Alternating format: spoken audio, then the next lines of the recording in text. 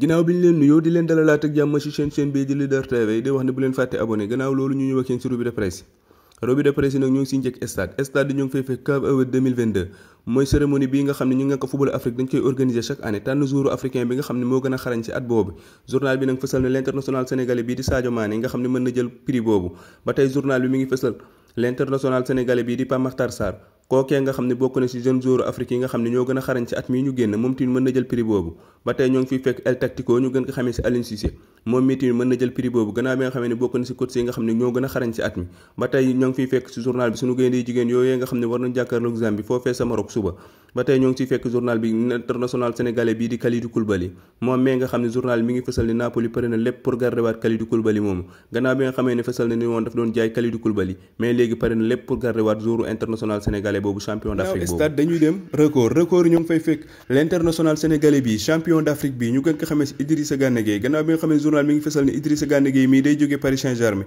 gannaaw bi nga xamee ne waa Paris Saint-Germain ñoo ngi waxtaan ak équipe boobu di équipe bu Turquie ñu gën ko xamee ci Galatasaray ba war nañ dajawaat bu yàggul ba tey journal bi ñoo ngi fay fekk CAF Awards 2022 mooy cérémonie boobee nga xam ne ñu ngi ko footballu Afrique ñoo koy organiser pour tànn joueur africain bi gën a xarañ ñoo ngi fay fekk ñetti sénégalais ñu gën ko xamee ci Sadio Mané Pape Makhtar Sarr ak kookee di Aliou Cissé El Tactico ba tey journal bi ñoo ngi fay fekk Mbaye Badji moomee nga xam ni moom la Teungueth FC jël moo war a doxal équipe bi ba ñetti at yi ñu jëm ginnaaw record dañuy jubali suñu làmb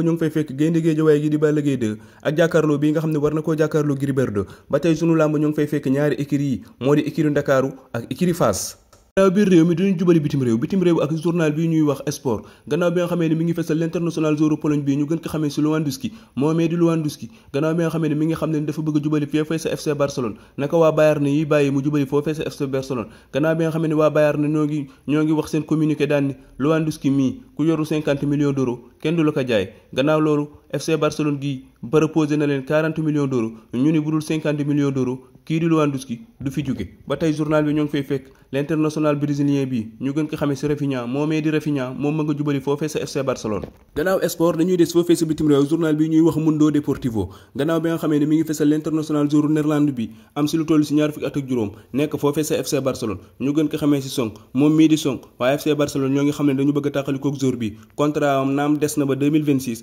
mais joueur bi bokk na ci joueur yi nga xam ne seen salaire moo gën a cher ci joueur yi ñu yor ba tey waa FC Barcelone ñoo ngi xam ne ni bi ñuy def contrat am diggante moom ak joueur bi mi ngi nekk woon 80 millions d'euros bokk na ci joueurs yi nga xam ni ñoo gën a cher gannaaw bi nga xamee ni waa rumeur ñoo ngi dox naan Song mi waa Manchester United dañu ko bëgg ñu ko ci souhaiter bonne chance di leen jaajëfal ba beneen yoon ak yeneen vidéo jërë ngeen jëf